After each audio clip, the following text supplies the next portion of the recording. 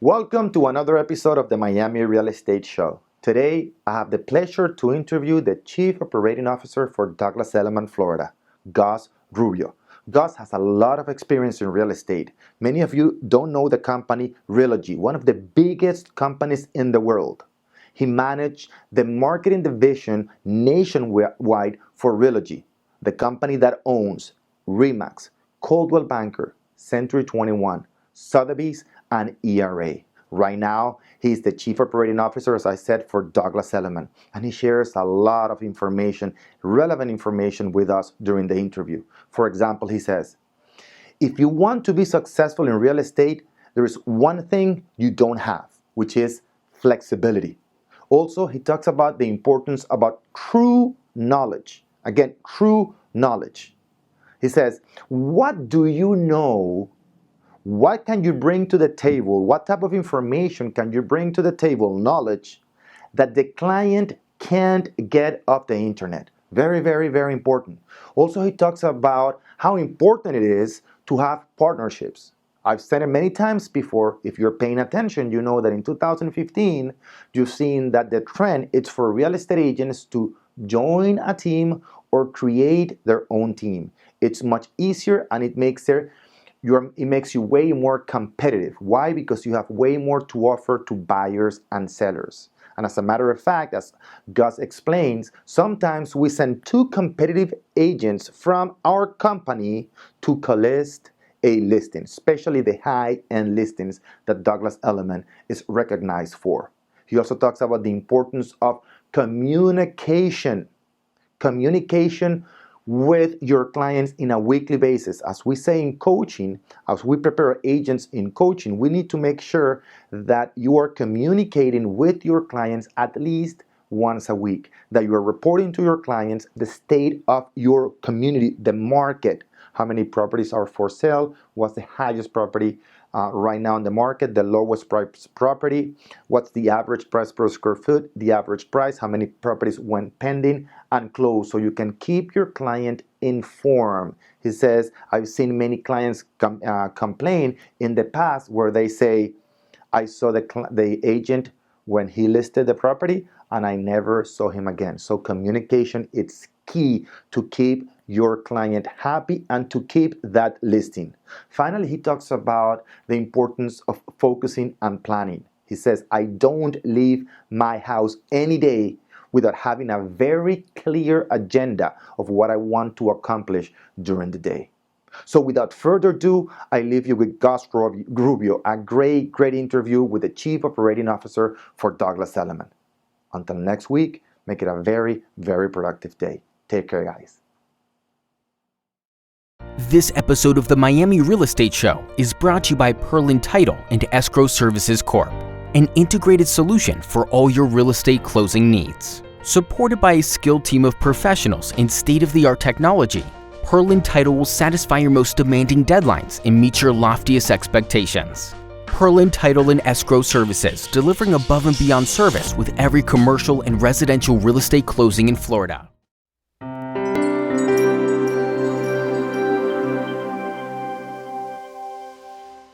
Welcome to another episode of the Miami Real Estate Show. Today, I have the true pleasure and honor to interview Gus Rubio, the Chief Operating Officer for Douglas Elliman. Gus, thank you very much for being on the show. It's going to be a great show. We were talking off cameras, and we have so many things to share. So again, welcome, and let's get started. Thank you. Honor to be here. Thank you very much. How do you get started in the business? How long have you been in real estate, and why the real estate industry? Real estate industry, I've been over about 15 years. Yes. The why is an interesting question. Okay. I actually, at the time I was with AOL. Right. And had a huge opportunity with Coldwell Banker. Okay. At the time, and they wanted me to be the marketing person on a national level for them. So for the whole Coldwell Banker national name, brand. Actually went for the NRT side, actually. Right. Which is their company-owned store for Coldwell Banker. Yep. And what occurred is after I went to New Jersey and they saw my background for international, what I've done, and my operations background, they said in addition to marketing, they wanted me to stay in Florida Okay. And to be part of the growth of Florida, which at the time they had acquired several companies with Ken Carlock, Wimbish, Arvida. Oh, huge names. And they were on a locally, yeah. And they were on a growth. They were on a growth area for Florida. Okay. And I was part of that growth of making it all work jointly together and making it work cohesively as one company. And then after Coldwell Banker, then you joined like the master, right? After Coldwell Banker, I had the opportunity to go to the part of the Realogy side, which is the company that owns Coldwell Banker. And mention ERA, what really Sotheby's. many agents don't know what Realogy is. It's a huge company that owns Big conglomerate. many. Exactly. So mention some of the companies Realogy own in terms of real estate, because I know they have interest on other industries too, right? Or Correct. not? Right. Well, So we were part of, when I joined them, we were part of Sendit. So they owned Avis and Budget Hotels. Right. And they own a real estate sector which handled Coldwell Banker, ERA, Century 21, Better Homes and Garden, Sotheby's, and Coldwell Banker Commercial. imagine, So all huge of those. real estate company. It's a huge conglomerate. Yeah. Most people think that there are different companies and competing, but it's all It's of all this. conglomerate Right. in one. They each have their own Very head interesting. president, and they're all run the same. But for them, I was tasked, and I had the great honor of being their executive vice president for global international growth and For expansion. Realogy, for all Realogy. those brands. Right. Okay, and then that was 15 years ago. No, that was actually, let's see, give or take 3, 4. That was about 4 or 5 years ago. 5 years ago. Right. Okay, so after you joined Realogy, you developed the brands, and you mentioned off camera that you went to China, right? You went to... That was on the part when I was prior to with Realogy and Okay. Coldwell Banker. I was with AOL. Right. AOL Latin America, expanding their growth, mostly in Brazil, Argentina. Okay. And then prior to that, I was with United Airlines for about 14, 15 Right, that was years. 15 years. Right. And I was, as I like to joke around with the people that know me, I've lived in over 11 countries. Oh my I've worked God. in over 40, so I am, like Pitbull says, Mr. International. I am in. Okay, so you're the other version of Pitbull. Yeah, All right. from London to Brazil to back to Cuba to my Okay. roots to China to Puerto Rico, Okay. Mexico, all over the place. So it's been. So it's after been great. Realogy, I think you went to Sotheby's, was it? After Realogy, then I was part of happy to help growth locally here. The Sotheby's franchise. Right. One Sotheby's. Okay, and then you joined Douglas And then I Elliman. just recently, about 5 months Okay. ago, joined Douglas Elliman. Okay. And their large growth and their what we're expecting to do and in Florida. Probably one of the 1, 2, or 3 biggest real estate companies in the world. Correct, number 4. Actually. Number 4 after joining Number 4 after forces part of with NRT, which Right, owns, of course, all those conglomerate companies Right. that I mentioned. So we're company-owned stores, so that's great. Okay. We have an owner. We have a company that's owned. We own all our locations. We're not a franchise. I think Right. that's a very big difference than important, some right. of our competitors. And right now, we're huge in New York with a large market share of close to 40% plus. We're in Aspen, we're in Los Angeles, we're in Florida. Obviously part of New York, we're in Long Island, Hamptons, and things of that nature. So it's really where a lot of the high-end clients are looking, because a lot of our clients don't just have a house in Miami or in Palm Beach or in Fort Lauderdale. They have a home in Aspen, they have a home in LA, they have a home in Long Island, they have something in the Hamptons, and that's basically what we're looking to do is service our clients. And we also have a huge relationship with Knight Frank. Right, The right, largest from England. company, Yeah. correct, from England, largest company in the world when it comes to real estate. Right. And they have over 450 offices and over 17,000 employees/agents. All right. So, of course, you've been very successful in real estate. You work for the biggest companies in the world. Any mentors within those companies, or any mentors prior to that, to get to where you are today, that successful executive for corporations? I've had several. Okay. In all honesty, I mean, I think it's an evolution. I think it's a matter of how, depending on the part of your career that you're in, the mentorship changes. Right, of course. I've had one when I first started, when I first started with Coldwell Banker at the time, the gentleman that brought me into Coldwell Banker, and he was a great mentor, and he's the one that was tasked. At the time, they, I think, acquired 250 companies throughout the United States, which is what made NRT large, or Realogy large. And I had the honor of him bringing me on board, seeing my passion, my vision, and how I could be an integral part of that. What do you learn from that mentorship? 1 or 2 things that truly stand out and you still use today? I think the most important thing was passion. You have to have passion in anything you do, whatever you do, whether it's real estate, whether it's owning a business, whether it's working in any type of marketing or environment, sales environment. If you don't have passion, I think that's important. You have to love what you do. And I think most importantly, it's integrity and honor. And I think in the real estate industry, that's quite interesting at times, right? Because people are looking at one deal, they're looking at one real estate transaction to get them to the next one. And in all honesty, I think the best real estate transaction is when you service a client for life. You service not only that client, but you service their family, you service their friends, you service their kids when they grow up and grow, or as the kids leave the house, they obviously buy something because they want something less. You look at their grandparents, you're servicing the whole client. That's the true real estate transaction that I think is impeccable to do. Now you have top producers in your company, and Douglas Elliman. I've interviewed some of them, I coach some of them, and there are people closing 70, 80, $100 million a year. And definitely passion is a huge aspect. I mean, when you talk to them, you see how passionate they are. They're not counting the minutes to go to the gym or to go play golf. That's the real passion. Now, any other attribute you see from those top agents that you've worked in the past with Coldwell Banker, with Sotheby, now with Douglas Elliman, what attributes do you see in those agents? Because you are very close to them. Well, I think it's a couple of things. I think it's about servicing the client. Right. And in my case, running the company as the chief operating officer for Douglas Elliman, what I tell our staff the staff that reports to me, I tell them it's about servicing our clients. In my case, the client is my agents. It's really about being there and available for your agents to provide them service that they don't get in other companies. So they're my internal clients. And then my external clients are really my buyers and sellers. Our buyers and sellers are our external clients. We take care of them. But internally, you can't forget the associate that every day is out there hustling on the street, hitting the pavement, looking for deals, making things happen. You have to provide them service and you have to treat them as a client. And if we can define 2 or 3 tips for the audience, because sometimes we say, well, if you ask the average agent, and they most likely tell you, yes, I provide very good service, but sometimes service is very subjective. So 2 or 3 things that you say, well, look, the service, this agent provides very good service. Can you tell me 2 or 3 things that agent is doing? Sure. I mean, it's about being available for the client. Number one at all times.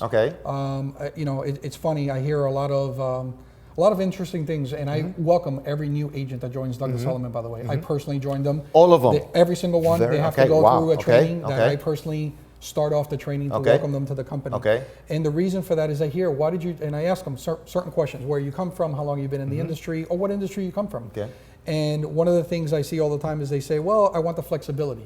And if there's one thing in real estate you don't have is flexibility. And I laugh every time I hear that because I think if that's the reason you're here for the wrong reasons. Exactly. I think it's about being available for your client. Just like I'm available for my associates. My associates know they could call me 24/7. I'm literally available to my associates 24/7 and to my staff 24/7. And I think for those successful agents that we have and that I've seen not only with Douglas Elliman but in other brands that I've run, it's about being available to the client, whatever the client's needs are. And clients' needs change. Things happen. Their kids go on to college.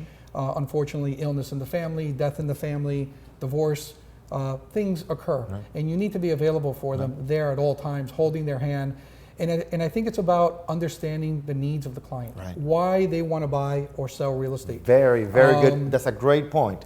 It's not about me. It's not about me as an agent wanting to make the sale. And I've seen it with your agents in Douglas Elliman, the one that I've interviewed. It's that they are not only available, but part of the service they provide is the market knowledge, but the true market knowledge that they have. And as I mentioned to you before, some agents say, well, I have 10 years of experience in real estate. Most agents don't. Most agents have 1 year of experience and they've done it 10 times. When I talk to those agents, I mentioned to you some of them before the interview, Jeff Moore, the Bill and Brian team, John Sandberg.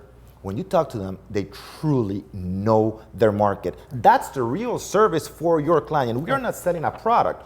We're selling our knowledge. Exactly. All right. You have to be an expert, and that's why people are coming to you. I mean, having been part of you talk about the niche, right? Before, like AOL and other companies. Right. Listen, in today's world with Zillow and things that are out there, the information is available to our clients. Exactly. What do you bring to the table different that the client can't get from the internet? And that's important. It's about knowing why they need to sell, why they need to buy, what their reason is. Funny story, I'll never forget this. I went with one of my top producers when I used to be part of running Coldwell Banker. And I go on listing appointments with my agents whenever they call. I do, and all of our management team does, by the way. And that's another niche we offer that other companies don't. And I went with this listing, and I'm sure that agent, which was a top agent, said, oh, I'm going at the time with my executive president. I'm going to get this listing, not a problem. I'll never forget, it was a property down in Pinecrest.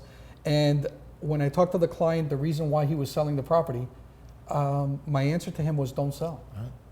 And the associate completely, you can imagine how well that conversation went. I'm not bringing the anymore. I'm not bringing you to lose the listing, I'm bringing you to win, to gain the listing. But in all honesty, when you felt the reason why the person was selling the property, it was not the right thing for the person to sell the property. So, make a long story short, of course, what occurred after, and of course, the associate never even told me. I found out from the client 3 months later, because I just followed up with the client about what happened. Helped him get a loan because that's what he wanted. House was paid for in Pinecrest, 3-acre home. So you can beautiful, imagine. And he wanted something on the beach. So I was able to get him something through, a bank through a lending company. Got him a home loan, and he was able to buy a condo in Miami Beach, cash. Guess who he bought it with? With you guys, of course. And with the agent. Of course. The funny thing is the agent never called me. And then not only that, the client, and I won't forget this, he was a medical professional in one of the hospitals.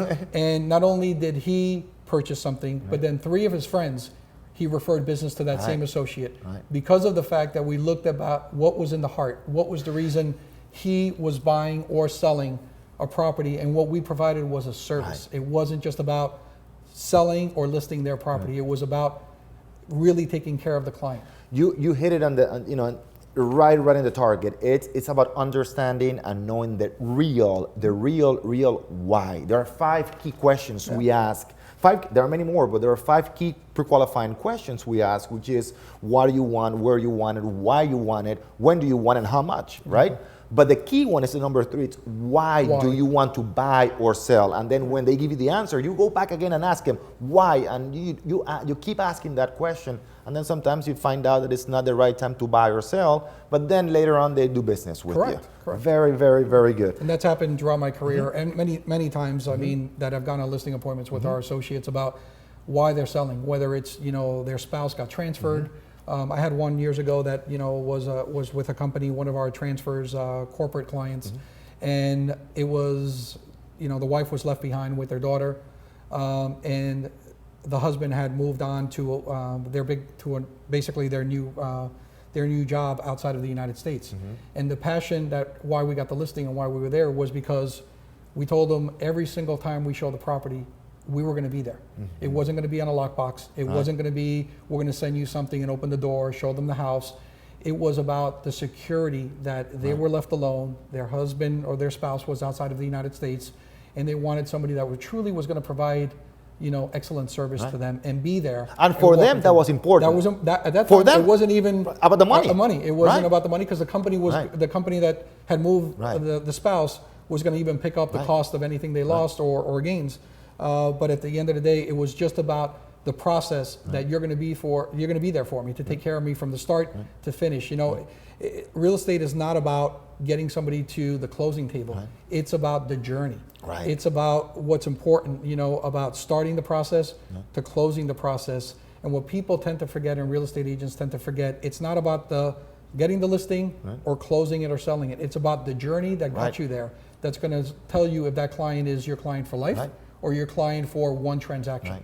And focusing in being instead of, or taking that conversation that you said to find out the why, from the agent-centric approach to the client-centric approach. And most agents want to be successful. Don't try to be a successful person. Try to be a person of value to that person. And in that case, the value was being there in the property, showing that property, taking care of that, that showing. And for security purposes and support purposes. Exactly. So understanding that why and bringing the value to that person, whatever value means to your client. That person. Very, very good. Now, as I mentioned before, you've worked with many agents in the past. And of course, you're still working with many agents today, probably more than in the past. A huge company you're operating now, you're managing right now. What common problems do you see real estate agents facing today? I think the biggest thing is they're trying to find a silver bullet. They're trying to find what they consider, the one listing that's going to set me or make the difference for me. Right. And it's really not. I mean, when you're marketing a property, that's important. You don't just market it, you don't just throw a property on MLS and hope that it's going to sell. Right. It's about getting the most, if you're selling the property, it's about helping your client through that process. It's about getting them the most amount of money. This is very important, and I tell people, think about it. If I gave you $1 million and I said, Orlando, this is all I have, take care of it for me. That's exactly what we're entrusting our properties with. Usually their biggest investment. This is their biggest investment of their life. And you have to handle that and think about that for 5 seconds before you walk into an interview or to get a listing and say this is their number one investment of their entire life and career that they've worked for. How would you like that to be treated? And that's important. And I think that's the biggest failure or the biggest success that I've seen some of our top associates do is when they treat it as an individual, when they know and they treat it as if it was their property, as if it was their family, as if it was their investment. Make it personal, make it yours, make it know that if you're that client, how would you like it handled? What type of professionalism would you expect? What type of integrity? What type of honesty? What type of communication? That's important. A lot of people, I hear time and time again, people that go with other companies and then they come to us and I ask them always, why are you now coming to us? Or why do we have this opportunity? What didn't that other company or agent do? And the number one thing I hear failure all the time is communication. I see them when they take the listing and then I never see them again. I never see them through the process. But see what you've said from the beginning of this interview. You talk about passion. You talk about finding the why. You talk about the value you bring to the client. Understanding that it's not where you're getting to, and that's what we say in coaching. One of our principles is the difference between communication and connection. Absolutely. You're actually establishing that communication is at a very, very superficial level. It's that connection. When you connect with that person is going to stay with you forever. And that's taking care of the client. Exactly.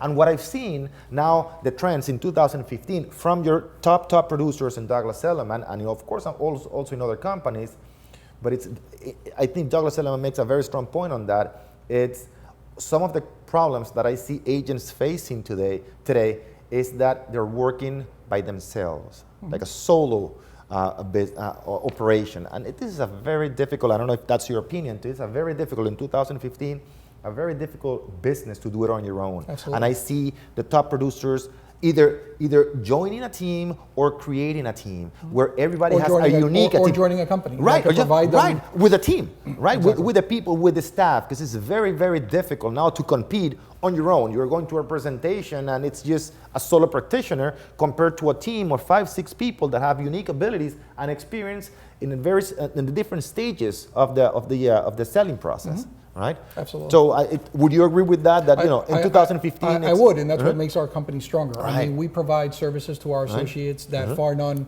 other companies don't. And I think that's part of our niche is the fact that we go on listing appointments with our agents. We're accessible to our agents 24/7, not just me, my entire management team from the top down. And I think that's important for leadership. The leadership is not from the bottom up, it's from the top down. And like I said, I think to our, to my staff that I run, I tell them, our clients are our agents, and we got to be there available for them. So it's about whenever they need some type of support, whenever they need some type of a push, whenever they need us to attend something and be part of it, or go to a lunch with them, or help them on a listing appointment, or talk to that client, talk to a buyer, talk to a seller, get involved. That's what we do. Working as a team. Working together, and we're part of that team. So. As you said, I think in today's world with the technology, there's good about technology and there's bad about technology. And people want answers quickly and they want them fast and they want them immediately. And it's important that you have a support system behind you to make you even more successful. And I think that's what Douglas Elliman does. Is we provide that type of foundation and platform that it makes our associates better caliber associates, and they know that they have a team behind them, not just me. Not just the president. And I know Jay goes to appointments. Jay is our CEO. I do as our COO. Our managing person. One of my managers. I just got an email last night from one of our associates saying, my manager went with me with a listing and I got it because he went with me. Good. That's important. Working as a team. Working as a team, being available to them, knowing that, and knowing how to use that team. That's important. Not everybody functions in the right way. Some have strengths, some have weaknesses. I think it's important, as you mentioned earlier, what are some of the pitfalls that I see some associates, is knowing your strengths and knowing your weaknesses. And when you see your weaknesses, help build your weaknesses. Help provide, train, coach, mentor, whatever it is, your weaknesses. If you need myself, if you need, Jago, or you need another associate, that's something else I see in our company that far none I've seen in no other company, is we go to listing appointments sometimes, 2 associates. 2 competing associates within our own company will go to a listing that they know the client has called them, because 2 are better than 1.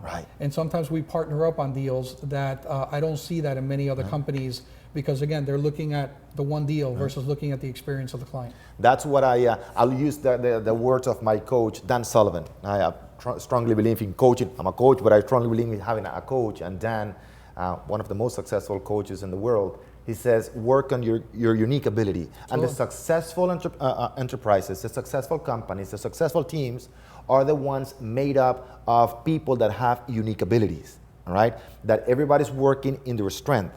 He says, if you work on your weaknesses, 2 years from now, you will have very strong weaknesses, right? So bringing 2 competitive agents, but then they can work together for that client makes a huge difference. I think it's part of like being able or being willing to sacrifice what you are to be of something greater. Very good. And I think that's important. Sometimes people tend to fail to see that. And it's to look at the bigger picture, to look at really what's going to set me apart, what's my niche, what can I do different, what's going to help me with this particular deal. Every deal is different. Every deal is unique.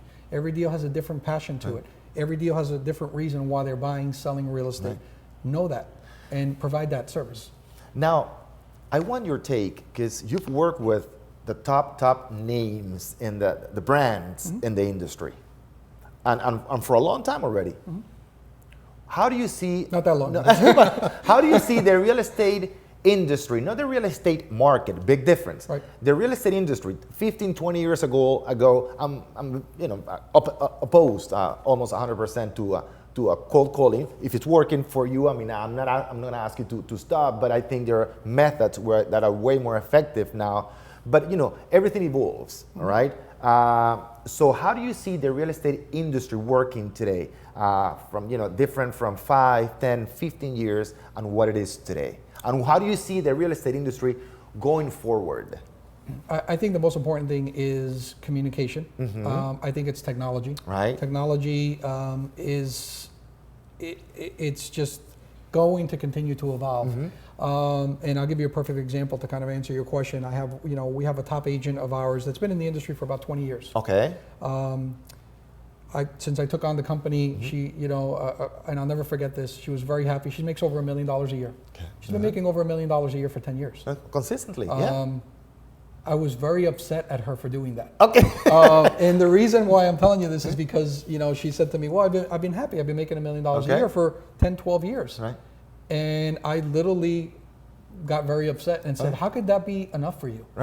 Imagine, and now keep in mind, it's not about the money, it's about the growth, it's your about personal growth. And the point is, they were just satisfied with the fact of just going along and not developing or moving with the changes or moving with the tide. So when I looked at the internet, there was not a website, not an IDX website, not a mobile responsive website, things like that. So what did I do? In all honesty, I spent 2 days with her at her house, literally going through 3 companies that we were going to help her build a website that as far none exceeds not only what she has, because she has nothing, but the fact of really where the website is state of the art for what the competitors are doing, but even what we're thinking ahead of what tomorrow. And to give you an example, you asked me, kind of what motivates me is, I know what our goal is for Douglas Elliman Florida. That's my journey. That's what I'm here to do. I could tell you our plan 6 months down the road, a year down the road, 3 years down the road, and my 5-year plan. And I think very few people do that. Is they have to be laser focused on what that plan is. Things during the day change. And I don't wake up every day that I don't have an agenda. That I don't know exactly what I'm doing, when I'm doing it, how I'm doing it. Yes, things change throughout your day, and you adapt to change. Right. But ultimately, you have to have your goals and know what those goals are and know what you're here to achieve. Right. And I'm going to achieve them. That's not a problem. That's what let me show you something. I have the microphone here, but in our coaching, it's very important. We don't work in yearly plans because it's very difficult to implement tactics under yearly plans. It's what we want, but we don't know. I mean, it's too far away. So we work every 90 days. We get together and we plan the next 90 days, the goals for the next 90 days. So we have that laser focus, clarity, simplicity, and focus, and then we put it down to the weekly plan. But then to the execution comes with the daily activities. Absolutely. And here is the daily activities. This is 10-8, right? And every single day, the activities that are going to move me forward. And very few people have that clarity. And if you don't have that clarity, then other people's agenda gets into your agenda. Exactly. And then 6 months from now, you're asking yourself, why am I making still the $1 million, right? Because it's not about the money. It's about improving, becoming better. As Jay Parker said, your CEO said when I interviewed him, he said, if you're making the same money every year, regardless of how much money you're making, to me, you're failing. Well, that's a perfect example of what I just that's said. That's why you guys work together. That's why we get along so well. I didn't even know that. But that's exactly it. Right. I mean, we're not satisfied with, listen, if all honesty, you're an associate of ours and you joined our company and we're there for you. Right. If you come over expecting to do the same results, then I have failed you. Right. We have failed you as a company. Right. I think that's important. Right. It's important that we're always looking at what your growth is. Whatever you feel comfortable your growth is. Right. That's another thing. You can't push somebody to get to a certain growth that they're not comfortable with. Them. It's to push them a little bit outside of their comfort zone. Right. But to the point that also they're going to be satisfied and that they feel good about pushing them a little bit. And I think that's important. I think that's what we deal with independent contractors every day, and that's a very difficult job to motivate them Completely and agree. to show them the Completely differences agree. of why us versus the other slew of different companies that exist. Right. And really, it's about we're going to push your comfort zone. If you want to come here and be something great, come here. If you want to come here and be something okay. Honestly, stay where you're at. And I'm okay with that. I'm okay with you being okay. We don't want okay. That's the culture of the company, That's the culture of the group. company is we want the best of the best, and that's what we want to create, and that's what we give, and that's what I expect in return. It's about, when I meet with somebody, is I always say, I say something to an associate and I say, what do you want from us? What do you expect from us as a company? See, you're going from your agent-centric to the client-centric in this case. Very good. And then I say in return, when they're done and they tell you, of course, I want marketing and I want this and I want that and I want global exposure, which of course we have all of that. I say, okay, now this is what I want from you. Okay. Because that's important. They need to know that it's a partnership. It got to be a win-win situation. And in this industry, I think you asked the question earlier about how do I see it evolving? I see it evolving more into a partnership. It really has to be a partnership. It has to be part of, like a marriage. It has to work well for it to fit for both people. Because if it doesn't, and if it's just one side on the associate side or one side on the company side, it's not a good recipe, and it's a recipe for failure. Now, to end the conversation, 2 questions. Sure. Number 1, for those new agents that are watching the show today, what would be one piece of advice that you would give to a new agent just getting started in the business? Got their license 6 months ago, 3 months ago. What would be that advice? I think it's a part of, number 1, imagination. Okay. Knowledge. Knowledge. Apply the knowledge to an imagination. Because not every listing, not every deal is going to be the same. You have to be creative. And in today's world, creation is important of how to get the deal done, how to get the deal structured. And that's important. It's when you have deals that are the most difficult that I've seen the top professionals flourish. See, but you mentioned knowledge. Knowledge gives you the confidence. And that's exactly what we're selling. Confidence. Everybody can sell a property, all right? But if you want to scale, grow your business, it's that confidence. But the only way we get that confidence is through the knowledge. It's the knowledge, it's the professionalism, the integrity. Tell the client what you're going to do. Be willing to put it down in writing for the client so they see results. Key is communication. I've seen it fail in so many companies. I've seen it fail at all levels. I've seen it failed in failed marriages. Exactly. I think communication is key. To make sure that everybody's on the same page of where you're going to get to, and understand that journey, because understand the destination, understand the journey is what's going to get you there, and that's the important thing. Now, for those experienced agents and top producers, you have many in your company. What would you recommend? What would be one piece of advice you would give top producers or experienced agents?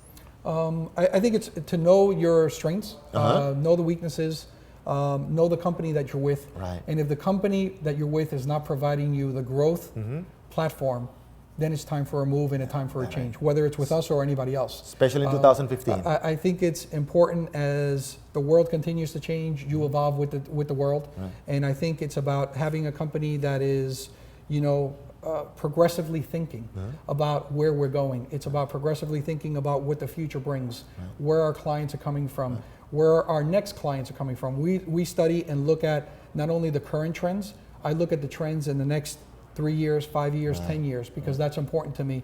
If the clients are going to be coming from Europe, what's happening in the Asia market, what's happening with stocks and bonds, that's important because that's going to drive the business. And that's going to drive the business of why Florida. And people love Florida. That's what's great. I mean, I always tell people, what's interesting about our industry is everybody has an opinion about real estate. That's true. Everybody, good, bad, or indifferent. Everybody thinks they know real estate, they understand it, but it's a passionate conversation. So start it. And It's whether easy good, to- and there's no right or wrong. It's true. Which really is what is important to, and what hits the soul of that individual. It's about what's in the heart. And I think it's important that you're part of that, and that you understand not only where my clients are today, where are my clients evolving to? And it's not just a one transaction, but it's about transactions for life, about relationship building, and about how those clients could resolve and get you more clients and evolve in when they're buying and they're selling and they're ready because their kids are now going to college, or their job just changed, or they're ready for retirement. Those are all opportunities, and you have to seize the opportunity at all times throughout the relationship. Gus, it's been a true pleasure having the show. Thank you. Thank you very much for coming. Thank you. And until next time, make it a very, very productive day. Take care, guys. Thank you.